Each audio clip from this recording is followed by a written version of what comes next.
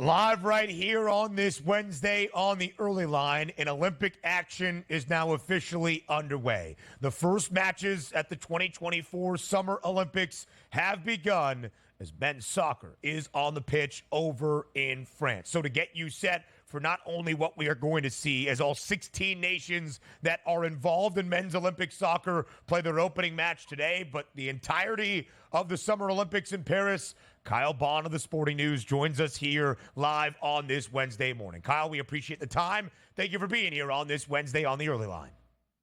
Of course. Love it. This sport never ends. You get done with club season, Copa America and Euros. You get done with Copa America and Euros, right on to the Olympics. Let's go. Right on to Olympic soccer. And what would it be, Kyle, at the Olympiad without a little bit of scandal? A drone was flying over practice for New Zealand women's soccer as they get ready to begin the Olympics. They're in the same group as Canada. They noticed the drone, and then they noticed who might be flying it. An unaccredited member of the Canadian women's national team has been sent home, and there's even more to dive through as it comes to this story. Kyle, what do you know about this drone scandal that involves the Canadian women's national team as soccer gets underway in the Olympics? And what is the discipline going to be? Yeah, well, the second part we don't quite know yet because we haven't really heard from the Olympic Committee yet. But New Zealand has filed an official complaint against Canada. Yesterday, they noticed a drone was flying over practice. They found the operator, and Canada has pretty much quite quickly pinned this, like you said, on an unaccredited member of their staff, which is normal. There's a lot of support staff that go into making these tournaments and these trips happen, and not all of them are allowed to be on the touchline during games or even in the stadium for games. But they've very quickly pinned it on this unaccredited member of the staff. They sent this member of the staff home and the accredited coach that he reported to as well. So they're sort of making this seem like an isolated incident, but they also did admit that this happened a second time a few days ago. So there was a second drone incident that hadn't gone public yet. So this happened twice at New Zealand training. It's not great. And head coach Bev Priestman will not coach the first game against New Zealand because of this. That is sort of a self-imposed thing that she has come out and said, hey, it's not really appropriate for me to coach. I'm disappointed in our staff, but I have to hold myself responsible. So this sort of has the feel of like an NCAA self-imposed postseason ban, right? To go, hey, we're punishing ourselves. Please don't punish us more. And we like to say, Kyle, if you ain't cheating, you ain't trying here. So Canada women, I might just go right now to the FanDuel Sportsbook and lay a wager on that because I like this. You fly the drone overhead. You say you didn't do it. You take a coach that's probably not your primary coach. You send them home, and you got all the footage, and you go into that game against New Zealand and can probably win. But we'll see what happens there in that. Let's talk about the actual tournament itself from a men's perspective. A lot of people watching soccer in the Olympics just figure it's business as usual. But Kyle, explain to us sort of the format that we have in the Olympics with men's soccer here. Yeah, so the men's side of the Olympic tournament is a youth tournament. And the reason for that is there's already bigger men's tournaments in the summer that the first team senior players go to, like the Copa America and the Euros. So the Olympics sort of understands their place in the soccer world when it comes to the men's side. And so they've made it a youth tournament. And there are a few side effects that come with that. The first being you are allowed 3 overage players. So a number of players who either didn't make the Copa America or Euros squads or who might have been there, but the team didn't qualify, whatever it may be, get to play on the team. But you only get 3 of them. The second thing is clubs are allowed to refuse call-ups for players to the Olympics because it's a youth tournament and they're allowed to refuse call-ups for any youth tournament around the world. So that made roster construction a little bit more difficult, especially for the top teams. I know the U.S. had to deal with that a little bit.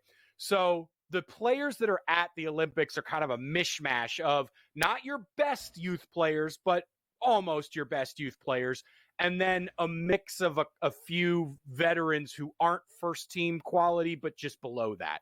and that makes it a little wonky. And when you're betting this tournament on the men's side, just remember the gap in talent between the top teams and the bottom teams is much smaller, because at the youth level, even the most talented players aren't developed. So upsets are very common at tournaments like this. That is a very good point, Kyle. Thank you for bringing that up. We're already underway with Olympic action. The first two matches, Argentina and Morocco, deep into the first half, still scoreless at 0-0 there. Spain, of course, the champions of the Euros. Their youth side pretty good, a 1-0 lead early over Uzbekistan. So, Kyle, as we look at the odds, the host nation, who Team USA takes on to start their Olympic soccer on the men's side a little bit later this afternoon, France is booked as the favorite, plus 210, 30 cents in front of Argentina, plus 240. And Spain rounds out the top three at plus 280 before we see that large drop-off to Morocco at 14-1. Does that feel fair? Those three teams on their own peg by themselves, separated by just 70 cents before greater than an $11 drop-off to everybody else in the field. Yeah, it does. There is some value out there on those underdogs because, like I mentioned, the favorites don't always do the job here at youth tournaments. But it does seem fair based on the talent. I love Spain. They just have such a good team. You know, like I said, you don't get the best youth players. So guys like Lamine Yamal, who's just 17, won't be there because he just participated heavily at the Euros. But there's still a really, really strong contingent of players on this Spain team. They've got Fermin Lopez and Pau Cubarsí, who are both Barcelona players and have broken into the team. Cubarsi's a 17-year-old center back.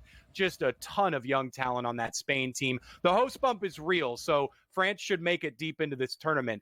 Argentina have a really, really tough group, and I think it'll be a struggle for them to get really far. If you're looking for value, Morocco is a very talented team, but I like Ukraine. They always produce good young talent. I really like Uzbekistan. They're holding their own against Spain right now, and I think they could make some noise later in the group stage.